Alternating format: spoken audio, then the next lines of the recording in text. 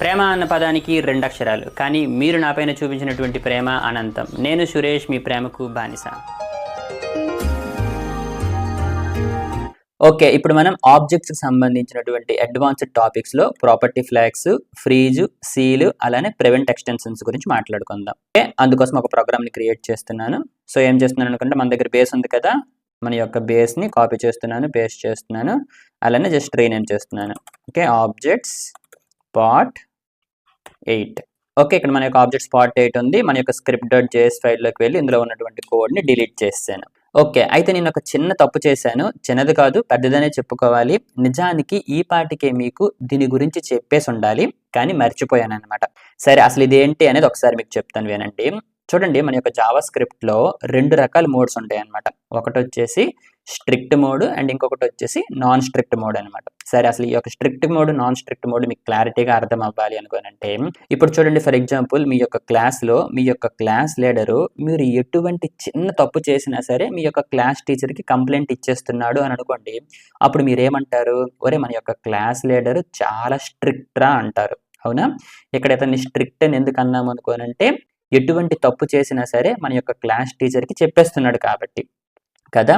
అలానే మన యొక్క ప్రోగ్రామింగ్లో మనం ప్రోగ్రామ్స్ రాసినప్పుడు ఏవైనా చిన్న చిన్న తప్పులు జరిగాయి అనుకోండి, ఆ యొక్క తప్పుల్ని మన యొక్క జావా స్క్రిప్ట్ ఇంజిన్ చెప్పగలిగింది అనుకోండి, దానిని స్ట్రిక్ట్ మోడ్ అంటామన్నమాట. ఒకవేళ చెప్పట్లేదు అంటే అది నాన్ స్ట్రిక్ట్ మోడ్ అవుతుంది అనమాట. ఓకే, వినడానికి కొంచెం కన్ఫ్యూజన్గా ఉంది కదా, ఇప్పుడు మీకు ప్రాక్టికల్గా చేసి చూపిస్తాను. ఓకే, ఇప్పుడు చూడండి, ఇది మన యొక్క ప్రోగ్రామ్ కదా. ఇప్పుడు నేనేం చేస్తాను అనుకోండి, ఫర్ ఎగ్జాంపుల్ x = 10 అని రాశాను అనమాట. ఓకే, నార్మల్గా మీరు చూసుకుంటే ఎప్పుడైనా ఒక వేరియబుల్ని క్రియేట్ చేసినప్పుడు మనం ఏమేం చేయాలి? లెట్ కానీ, వేర్ కానీ, కాన్స్టెంట్ కానీ ఉపయోగించాలి కదా. కానీ ఇప్పుడు నేనేం చేశాను? ఏమి ఉపయోగించలేదు అనమాట. సరే, ఒకసారి మన యొక్క ప్రోగ్రామ్ని రన్ చేద్దాం. ఓకే, డెవలపర్ కన్సోల్ని ఓపెన్ చేశాను. చూడండి, ఎటువంటి ప్రాబ్లం అనేది రాలేదనమాట. సరే, ఇప్పుడు నేనేం చేస్తాను అనుకోనంటే, జస్ట్ దీన్ని ప్రింట్ చేస్తాను అనమాట. ఓకే, ఎక్స్ని ప్రింట్ చేశాను. చూడండి, అది కూడా ప్రింట్ అయిపోతుంది అనమాట. చూసారు, అసలు ఎటువంటి ప్రాబ్లం అనేది లేదనమాట. అంటే ఏం జరిగింది అనుకోనంటే, మన యొక్క ప్రోగ్రామ్ ఏదైతే ఉందో అది నాన్ స్ట్రిక్ట్ మోడ్లో ఉందన్నమాట. ఓకేనా? సరే, ఇప్పుడు నేనేం చేస్తాను అనుకోనంటే, మన యొక్క ప్రోగ్రామ్ని స్ట్రిక్ట్ మోడ్లో పెడతాను. ఓకే, గుర్తుపెట్టుకోండి, ఇప్పుడు వరకు మనం రాసినటువంటి ప్రోగ్రామ్స్ అన్నీ కూడా మనం నాన్ స్ట్రిక్ట్ మోడ్లో రాసామన్నమాట. సరే, అయితే మన యొక్క ప్రోగ్రామ్ని స్ట్రిక్ట్ మోడ్లో ఏ విధంగా పెట్టాలి అంటే, మన యొక్క ప్రోగ్రామ్ ఏదైతే ఉందో, అంటే మన యొక్క స్క్రిప్ట్ ఫైల్ ఏదైతే ఉందో, ఆ యొక్క ఫైల్కి టాప్లోన, ఓకేనా, ఆ యొక్క ఫైల్కి టాప్లోన ఈ విధంగా డబుల్ కొటేషన్స్లో యూజ్ స్ట్రిక్ట్ అని పెట్టామనుకోండి, మన యొక్క స్క్రిప్ట్ ఫైల్ ఏదైతే ఉందో అది స్ట్రిక్ట్ మోడ్ని ఫాలో అవుతుంది అనమాట. ఓకే, సరే, స్ట్రిక్ట్ మోడ్ని ఫాలో అయితే ఏం జరుగుతుంది అని మీకు చెప్పాను, అది మనకి ఎర్రర్స్ని చూపిస్తుంది అనమాట. సరే, ఇప్పుడు చూడండి, ఇంతకుముందు ఇది రాసాం కదా, దీని ముందు లెట్, వేర్, కాన్స్టెంట్ ఏమి క్రియేట్ చేయలేదు కదా. సరే, ఇప్పుడు ఒకసారి చూడండి, చూసారా, reference error, X is not defined. ఈ యొక్క ఎక్స్ అన్నటువంటి వేరియబుల్ని మీరు డిఫైన్ చేయలేదు అని చెప్తుంది అనమాట. ఓకే, ఇప్పుడు చూడండి, ఫర్ ఎగ్జాంపుల్ నేను లెట్ అని రాశాను అనుకోండి. ఓకే, ఇక్కడ చూడండి, నాకు ఆ ఎర్రర్ అనేది పోయింది అనమాట. సో ఇప్పుడు మీకు అర్థమవుతుంది కదా, నిజానికి మనం ప్రతి ఒక్క ఫైల్లో కూడా ఈ విధంగా యూజ్ స్ట్రిక్ట్ అని పెట్టుండాల్సింది అనమాట. ఓకే, సో ఈ విధంగా పెడితే ఏం జరుగుతుంది అనుకుంటే, మన యొక్క ఎంటైర్ స్క్రిప్ట్ ఫైల్ అనేది స్ట్రిక్ట్ మోడ్ని ఫాలో అవుతుంది అనమాట. అలానే మన యొక్క జావా స్క్రిప్ట్ బేస్ మీద తయారు చేసినటువంటి లైబ్రరీస్ అంటే రియాక్ట్ లేదా ఫ్రేమ్ వర్క్స్ అంటే యాంగులర్, ఇటువంటివన్నీ కూడా డిఫాల్ట్గా స్ట్రిక్ట్ మోడ్ని ఫాలో అవుతాయి అనమాట. సో కాబట్టి అక్కడ మీరు వేరేగా ఈ విధంగా రాయాల్సినటువంటి అవసరం లేదు. ఓకేనా? మనం ఏం చేద్దాం అనుకుంటే, ఇప్పుడు నుండి మనం రాసినటువంటి అన్ని ప్రోగ్రామ్స్లో స్ట్రిక్ట్ మోడ్ని ఫాలో అవుతాం. సో అందుకోసం నేను ఏం చేస్తున్నాను అనుకోనంటే, మనం తర్వాత కూడా ప్రోగ్రామ్స్ చేసినప్పుడు మన యొక్క బేస్ని యూజ్ చేసుకుంటున్నాం కదా. సో అందుకోసం ఏం చేస్తున్నాను అనుకుంటే, మన యొక్క బేస్ని అప్డేట్ చేస్తాను అనమాట. సో నెక్స్ట్ టైం నుంచి మనం ఎప్పుడైతే ఈ యొక్క బేస్ని ఉపయోగించే ప్రోగ్రామ్స్ క్రియేట్ చేస్తామో ఆటోమేటిక్గా మన యొక్క స్ట్రిక్ట్ మోడ్లోకి వెళ్ళిపోతాం అనమాట. ఓకే కదా. సరే, ఇప్పుడు నేనేం చేస్తున్నాను అనుకోనంటే, ఈ రెండు డిలీట్ చేసేస్తున్నాను. ఓకే, ఇప్పుడు ఈ యొక్క ప్రాపర్టీ ఫ్లాగ్స్ గురించి మాట్లాడుకుందాం. అయితే ఈ యొక్క ప్రాపర్టీ ఫ్లాగ్స్ గురించి ఇంతకు ముందు చాప్టర్ 36లో ఒకసారి మీకు చెప్పాను. ఏమని చెప్పాను? ప్రతి ఒక్క ప్రాపర్టీకి కూడా ఈ విధంగా 3 ప్రాపర్టీ ఫ్లాగ్స్ ఉంటాయి అని చెప్పాను కదా. సరే, ఫస్ట్ ఏం చేస్తాను అనుకోనంటే, అసలు ఈ యొక్క ప్రాపర్టీ ఫ్లాగ్స్ ఎక్కడ ఉన్నాయి అనేది ఫస్ట్ మీకు చూపిస్తాను. ఓకే, ఇక్కడ చూడండి, స్టూడెంట్ అని చెప్పేసి ఒక ఆబ్జెక్ట్ని తీసుకున్నాను కదా. ఇప్పుడు ఒక్కసారి ఈ యొక్క ఆబ్జెక్ట్ని ప్రింట్ చేస్తాను. ఓకే, ఈ యొక్క ఆబ్జెక్ట్ని ప్రింట్ చేశాను. ఇక్కడ మీరు చూసుకోవచ్చు, ఈ యొక్క ఆబ్జెక్ట్కి సంబంధించినటువంటి డీటెయిల్స్ అని వచ్చాయన్నమాట. ఇక్కడ మనకి ప్రాపర్టీ ఫ్లాగ్స్ ఏమి చూపించలేదు కదా. సరే, ఇప్పుడు మన యొక్క ప్రాపర్టీ ఫ్లాగ్స్ చూడాలి అంటే, మన యొక్క ఆబ్జెక్ట్ అన్నటువంటి బిల్ట్ ఇన్ ఆబ్జెక్ట్లో గెట్ ప్రాపర్టీ డిస్క్రిప్టర్ అని చెప్పేసి ఒక మెథడ్ ఉంటుంది అనమాట. ఓకేనా? సో దీనిని ఉపయోగించి ఇందులోకి మన యొక్క ఆబ్జెక్ట్ పంపిస్తాం అనమాట. అంటే ఇప్పుడు ఈ యొక్క స్టూడెంట్ ఉంది కదా, ఈ యొక్క స్టూడెంట్ ఆబ్జెక్ట్లో ఉన్నటువంటి ఏ ప్రాపర్టీ యొక్క ప్రాపర్టీ ఫ్లాగ్స్ మనం తెలుసుకోవాలనుకుంటున్నామో అది స్పెసిఫై చేయాలన్నమాట. సో ఈ విధంగా డబుల్ కొటేషన్స్లో నేమ్ అని ఇస్తాను అనమాట. ఓకే, ఇక్కడ గుర్తుపెట్టుకోండి, మీరు డైరెక్ట్గా ఈ విధంగా నేమ్ అని ఇవ్వడానికి లేదనమాట. ఎందుకోసం అనుకుంటే డైరెక్ట్గా ఈ విధంగా ఇచ్చేస్తే ఇటువంటి వేరియబుల్ మన యొక్క ప్రోగ్రాంలో ఎక్కడైనా ఉందా లేదా చెక్ చేస్తుంది అనమాట. నిజానికి అటువంటి వేరియబుల్ లేదు కదా. సో ఇది ఒక కీ. అందుకోసం నేను ఏం చేస్తున్నాను అనుకునంటే ఈ యొక్క ఆబ్జెక్టులో ఈ యొక్క కీకి సంబంధించినటువంటి ప్రాపర్టీ డిస్క్రిప్టర్, ఓకే, ప్రాపర్టీ డిస్క్రిప్టర్ అన్న మన యొక్క ప్రాపర్టీ ఫ్లాగ్స్ అన్న రెండు ఒకటే అనమాట. ఓకేనా? సరే, సో ఈ విధంగా చేస్తే ఏం జరుగుతుంది అనుకోనంటే ఈ యొక్క ఆబ్జెక్ట్లో ఉన్నటువంటి ఈ యొక్క ప్రాపర్టీకి సంబంధించినటువంటి ప్రాపర్టీ ఫ్లాగ్స్ మనకు వస్తాయి అనమాట. సో ఆ విధంగా వచ్చినటువంటి వాటిని మీకు చూపించడానికి కోసం లాగ్ చేస్తున్నాను. ఓకే, console.log అని రాశాను కదా. ఇప్పుడు ఒకసారి మనం చెక్ చేద్దాం. ఇక్కడ చూడండి, చూసారా, మనం ఇచ్చినటువంటిది ఏంటి? నేమ్. సో నేమ్కి సంబంధించినటువంటి వాల్యూ ఏంటి? సురేష్. సో అందుకోసమే ఇక్కడ మనకి వాల్యూ సురేష్ అని వచ్చింది. దాంతోపాటు ఇంతకుముందు మీకు చెప్పాను కదా, ప్రతి ప్రాపర్టీకి కూడా ఈ యొక్క 3 ప్రాపర్టీ ఫ్లాగ్స్ ఉంటాయి అనమాట. రైటబుల్, ఎన్యూమరబుల్, అలానే కన్ఫిగరబుల్ అనమాట. ఓకేనా? అయితే ఇక్కడ మీరు బాగా అబ్జర్వ్ చేయండి, వీటి యొక్క వాల్యూస్ ఏమున్నాయి? True, true, true. అంటే ఈ యొక్క 3 ప్రాపర్టీ ఫ్లాగ్స్ యొక్క వాల్యూస్ కూడా ట్రూ ఉన్నాయి అనమాట. సరే, అక్కడ ట్రూ అని ఎందుకు ఉన్నాయి? ట్రూ కాకుండా ఫాల్స్ ఉంటే ఏం జరుగుతుంది అనేది ఇప్పుడు మనం డిస్కస్ చేద్దాం. సరే, అది తెలుసుకునే ముందు ఒక చిన్న విషయం చెప్తాను, గుర్తుపెట్టుకోండి. ఇప్పుడు మనం ఏం చేసాము? ఒక ప్రాపర్టీకి సంబంధించినటువంటి ప్రాపర్టీ డిస్క్రిప్టర్ని చూసాం, అంతే కదా, ఒక ప్రాపర్టీకి సంబంధించింది. అలా కాకుండా మన యొక్క ఆబ్జెక్ట్లో ఉన్నటువంటి ప్రతి ప్రాపర్టీ యొక్క ప్రాపర్టీ డిస్క్రిప్టర్ తెలుసుకోవాలి అంటే మనకి ఇంకొక మెథడ్ ఉంటుంది అనమాట. అదేంటి? ఆబ్జెక్ట్ డాట్ గెట్ ప్రాపర్టీ డిస్క్రిప్టర్స్ అనమాట. సో డిస్క్రిప్టర్స్ ఏం చేస్తుంది అనుకోనంటే జస్ట్ మన యొక్క ఆబ్జెక్ట్ని తీసుకుంటుంది అనమాట. ఓకేనా? జస్ట్ తెలుసుకోవడానికి కోసం మీకు ఇది చూపించాను. ఇవన్నీ కూడా మనం ప్రాజెక్ట్స్ చేస్తున్నప్పుడు పెద్దగా ఉపయోగించాం, జస్ట్ తెలుసుకోండి అంతే. ఇప్పుడు చూడండి, ప్రతి ప్రాపర్టీ చూసారా, అడ్రస్కి సంబంధించినటువంటి ప్రాపర్టీ ఫ్లాగ్స్ వచ్చాయి, నేమ్కి సంబంధించినటువంటి ప్రాపర్టీ ఫ్లాగ్స్, అలానే ఫోన్కి సంబంధించినటువంటి ప్రాపర్టీ ఫ్లాగ్స్. ఓకే, ఇప్పుడు మీరు ఏ ప్రాపర్టీకి సంబంధించినటువంటి ప్రాపర్టీ ఫ్లాగ్స్ చూసుకున్నా సరే ప్రతిదీ కూడా ట్రూయే ఉంది. అవునా? ప్రతిదీ కూడా ట్రూయే ఉంది. సరే, అది మీరు బాగా గుర్తుపెట్టుకోండి. ఇప్పుడు నేను ఏం చేస్తాను అనుకోనంటే జస్ట్ ఇది కామెంట్ చేసేసాను. ఇప్పుడు మన యొక్క ఆబ్జెక్ట్ ఉంది కదా, స్టూడెంట్ అన్నటువంటి ఆబ్జెక్ట్ ఉంది. ఇప్పుడు ఇందులో ఉన్నటువంటి ప్రతి కీని తెచ్చుకోవాలనుకోండి, ఏం చేస్తాము? ఆబ్జెక్ట్ డాట్ కీస్ అని రాస్తాము, మన యొక్క ఆబ్జెక్ట్ని పంపిస్తాం అనమాట. సో అప్పుడు ఈ యొక్క ఆబ్జెక్ట్లో ఉన్నటువంటి కీస్ అన్ని మనకు వస్తున్నాయి. అవునా? ఇంతకుముందు ఇది మనం డిస్కస్ చేసాం. సరే, ఒకసారి మనం చెక్ చేద్దాం. ఇక్కడ చూడండి, అవన్నీ కూడా మనకు వచ్చాయి, ఇవన్నీ కూడా ఒక అరేలో వస్తుంది అనమాట. సరే, ఇక్కడ మనకు అర్థమైంది ఏంటి అనుకోవాలంటే మన యొక్క ఆబ్జెక్ట్లో ఉన్నటువంటి కీస్ అన్నీ వచ్చాయని చెప్పేసి. అయితే ఇంతకుముందు మీకు ఒక విషయం చెప్పాను, మనం ఎప్పుడైతే ఈ విధంగా కీస్, వాల్యూస్, ఎంట్రీస్ ఇవి ఉపయోగిస్తామో మన యొక్క ఆబ్జెక్ట్లో ఉన్నటువంటి అన్ని కీస్ రావు, కేవలం కొన్ని కీసే వస్తాయి అని మీకు చెప్పాను కదా. సరే, అది ఏంటి అనుకోనంటే కేవలం ఏ ప్రాపర్టీస్ అయితే ఎన్యూమరబుల్లో ఉంటాయో అవే వస్తాయి అన్నమాట. అయితే ఇక్కడ మీరు అబ్జర్వ్ చేశారా, మన దగ్గర ఉన్నటువంటి ప్రతిదీ కూడా మన దగ్గర ఉన్నటువంటి ప్రతి ప్రాపర్టీలో ఎన్యూమరబుల్ వచ్చేసి ట్రూ అని ఉందన్నమాట. అందుకోసమే ఇప్పుడు వరకు మనం చూసినటువంటి ప్రతి ప్రోగ్రాంలో కూడా అన్ని కీస్, అన్ని వాల్యూస్ లేదా అన్ని ఎంట్రీస్ మనకు వచ్చాయి. అలా కాకుండా ఇప్పుడు మనం ఏం చేయొచ్చు అనుకోనంటే ఈ యొక్క ప్రాపర్టీ ఫ్లాగ్స్ ఉన్నాయి కదా, వీటిని అప్డేట్ చేయొచ్చు అనమాట. అంటే ఈ యొక్క ఎన్యూమరబుల్ని కాస్త నేను ఫాల్స్ చేస్తాను అనుకోండి, అప్పుడు నాకు ఇటువంటి కీస్, వాల్యూస్ లేదా ఎంట్రీస్ని ఉపయోగించినప్పుడు అవి మనకు రావన్నమాట. సరే, ప్రాక్టికల్గా చేసి చూపిస్తే మీకు అర్థమవుతుంది. మన యొక్క ఆబ్జెక్ట్లో డిఫైన్ ప్రాపర్టీ అనేటువంటి ఒక మెథడ్ ఉందన్నమాట. ఓకే, ఈ యొక్క డిఫైన్ ప్రాపర్టీ అనేటువంటి మెథడ్ కొన్ని వాల్యూస్ని తీసుకుంటుంది. ఇక్కడ చూడండి, ఫస్ట్ మన యొక్క ఆబ్జెక్ట్ని పంపిస్తాం అనమాట. మన యొక్క ఆబ్జెక్ట్ ఏంటి? స్టూడెంట్. సో ఇప్పుడు మనం ఏం చేస్తున్నాం అనుకోనంటే మన యొక్క ఆబ్జెక్ట్లో ఉన్నటువంటి ఏదైనా ఒక ప్రాపర్టీకి సంబంధించినటువంటి ప్రాపర్టీ ఫ్లాగ్స్ని డిఫైన్ చేస్తున్నాం అనమాట. ఓకే, సో ఈ యొక్క ఆబ్జెక్ట్ పెట్టాను. మనం ఇప్పుడు ఏ ప్రాపర్టీకి అయితే ప్రాపర్టీ ఫ్లాగ్ సెట్ చేయాలనుకుంటున్నామో ఆ యొక్క ప్రాపర్టీని ఇక్కడ రాస్తామన్నమాట. సో ఇప్పుడు నేనేం చేశాను?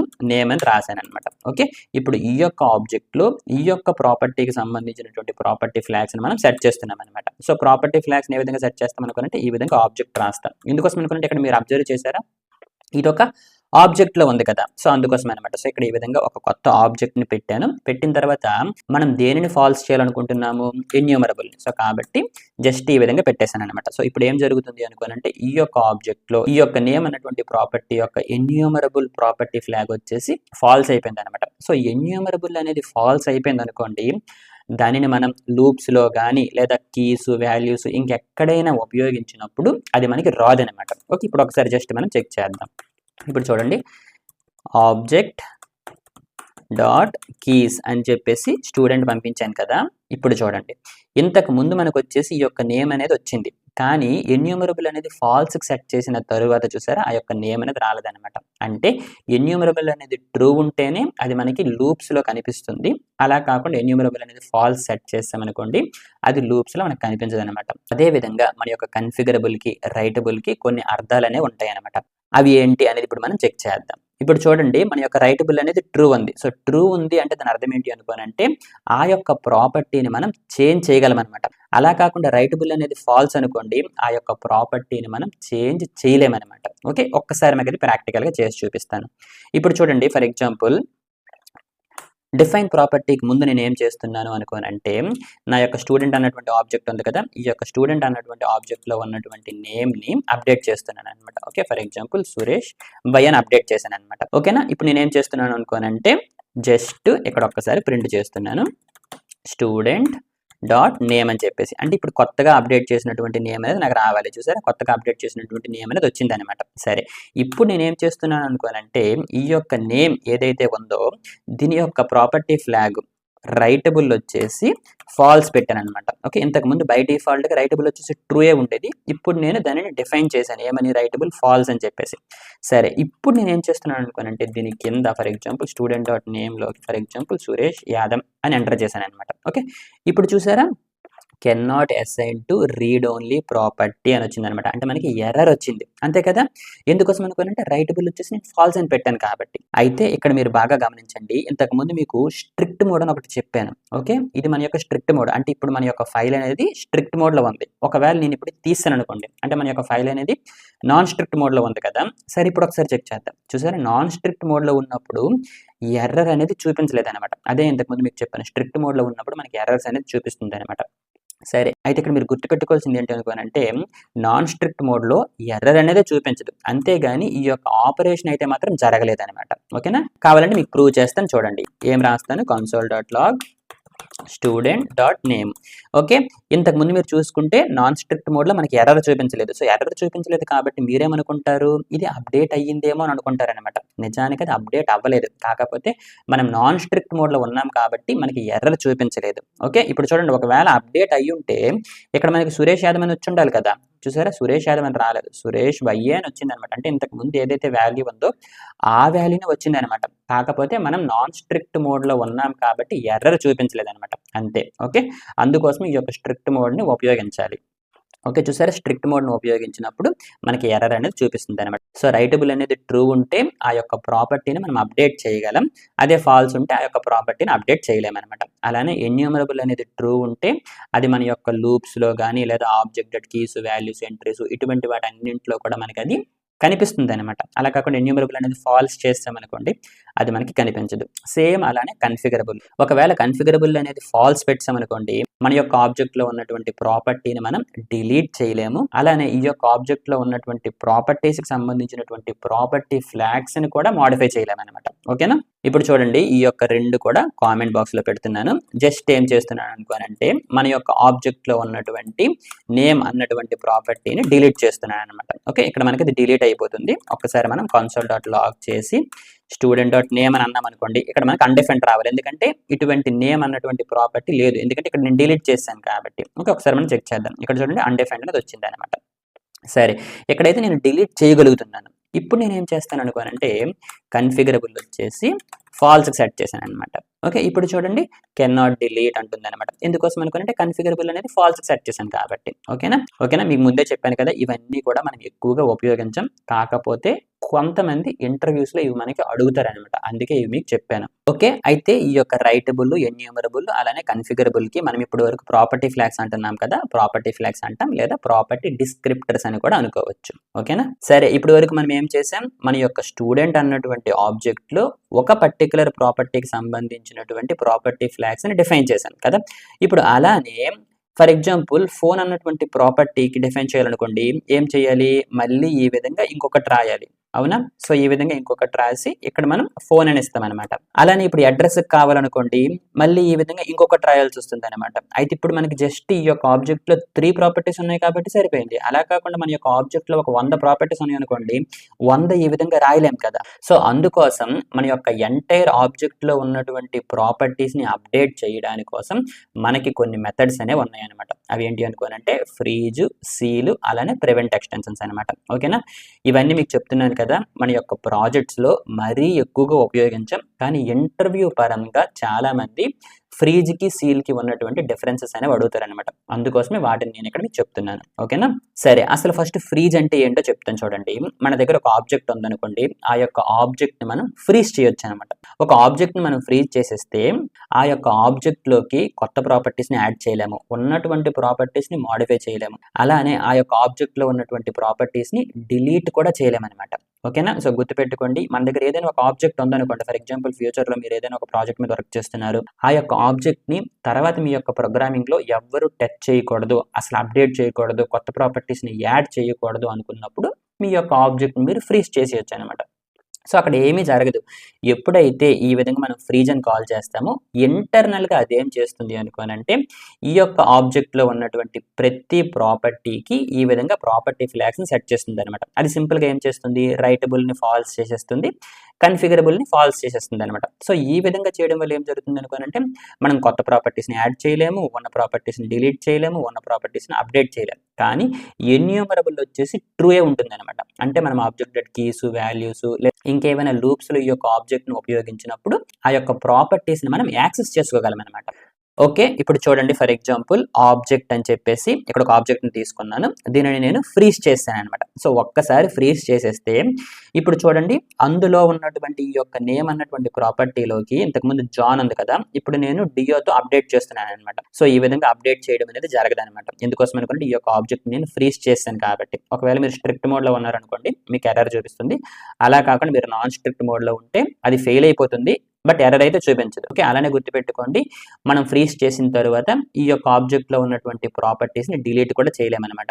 అంటే ఇది కూడా ఫెయిల్ అయిపోతుంది. అలానే ఈ యొక్క ఆబ్జెక్ట్లోకి కొత్త ప్రాపర్టీస్ని మనం యాడ్ చేయలేమన్నమాట. ఓకే, ఇక్కడ కూడా మనకి అది ఫెయిల్ అయిపోతుంది. సో గుర్తుపెట్టుకోండి, మనం ఒక ఆబ్జెక్ట్ని ఫ్రీజ్ చేసిన తర్వాత ఆ యొక్క ఆబ్జెక్ట్లో ఉన్నటువంటి ఎగ్జిస్టింగ్ ప్రాపర్టీస్ని అప్డేట్ చేయలేము, డిలీట్ చేయలేము, అలానే కొత్త ప్రాపర్టీస్ని యాడ్ చేయలేము. ఓకే, తర్వాత ఆబ్జెక్ట్ డాట్ సీల్. ఒక ఆబ్జెక్ట్ని మనం సీల్ చేసేస్తే కొత్త ప్రాపర్టీస్ని యాడ్ చేయలేము, అలానే ఉన్నటువంటి ప్రాపర్టీస్ని డిలీట్ చేయలేము, కానీ ఉన్నటువంటి ప్రాపర్టీస్ని అప్డేట్ చేయొచ్చు అనమాట. ఎందుకోసం అనుకోనంటే ఈ యొక్క సీల్ ఏం చేస్తుంది అనుకోనంటే మన యొక్క కన్ఫిగరబుల్ని ఫాల్స్ చేస్తుంది, కానీ రైటబుల్ని మాత్రం ట్రూగానే ఉంచుతుంది అనమాట. ఓకే, ఇప్పుడు ఇది చూడండి, ఆబ్జెక్ట్ అని చెప్పేసి ఒక ఆబ్జెక్ట్ని తీసుకున్నాను, దాన్ని నేను సీల్ చేశాను అనమాట. సో సీల్ చేసిన తర్వాత నా దగ్గర ఉన్నటువంటి ఈ యొక్క నేమ్ అన్నటువంటి ప్రాపర్టీని నేను అప్డేట్ చేయగలను అనమాట, కానీ ఉన్నటువంటి ప్రాపర్టీని నేను డిలీట్ చేయలేను. ఓకేనా? అలానే మనకి ప్రివెంట్ ఎక్స్టెన్షన్స్ అని చెప్పేసి ఇంకొక మెథడ్ ఉంటుంది అనమాట. సో ఇది ఉపయోగిస్తే మన యొక్క ఆబ్జెక్ట్లోకి కొత్త ప్రాపర్టీస్ని యాడ్ చేయలేం, అంతేగాని ఉన్న ప్రాపర్టీస్ని అప్డేట్ చేసుకోవచ్చు, అలానే ఉన్న ప్రాపర్టీస్ని డిలీట్ చేసుకోవచ్చు. ఓకే, ఇప్పుడు ఇది చూడండి, మన దగ్గర ఈ యొక్క ఆబ్జెక్ట్ ఉంది, దీనిని నేను ప్రివెంట్ ఎక్స్టెన్షన్స్ అన్నటువంటి మెథడ్లోకి పంపించాను కదా. ఇప్పుడు ఈ యొక్క ఆబ్జెక్ట్లోకి ఏజ్ అని చెప్పేసి ఇంకొక కొత్త ప్రాపర్టీని యాడ్ చేస్తున్నాను. సో ఈ విధంగా మన దగ్గర ఉన్నటువంటి ఆబ్జెక్ట్ని మనం ఎక్స్టెండ్ చేయలేమన్నమాట. అంటే కొత్త ప్రాపర్టీస్ని యాడ్ చేయలేం, అంతేగాని ఉన్న ప్రాపర్టీస్ని డిలీట్ చేసుకోవచ్చు, అలానే ఉన్న ప్రాపర్టీస్ని అప్డేట్ కూడా చేసుకోవచ్చు. ఓకే, ఫైనల్గా ఈ యొక్క టేబుల్ని గుర్తుంచుకోండి, మనం ఒక ఆబ్జెక్ట్ని ఫ్రీజ్ చేసిన తర్వాత కొత్త ప్రాపర్టీస్ని యాడ్ చేయలేము, ఉన్న ప్రాపర్టీస్ని డిలీట్ చేయలేము, అలానే ఉన్న ప్రాపర్టీస్ని అప్డేట్ కూడా చేయలేము అనమాట. అండ్ దాంతోపాటు ప్రతి ఆబ్జెక్ట్కి ఉన్నటువంటి ప్రాపర్టీ ఫ్లాగ్స్ని కూడా మనం అప్డేట్ చేయలేము. అదే ఒక ఆబ్జెక్ట్ని మనం సీల్ చేసిన తర్వాత కొత్త ప్రాపర్టీని యాడ్ చేయలేము, ఉన్న ప్రాపర్టీస్ని డిలీట్ చేయలేము, కానీ ఉన్న ప్రాపర్టీస్ని అప్డేట్ చేయగలం.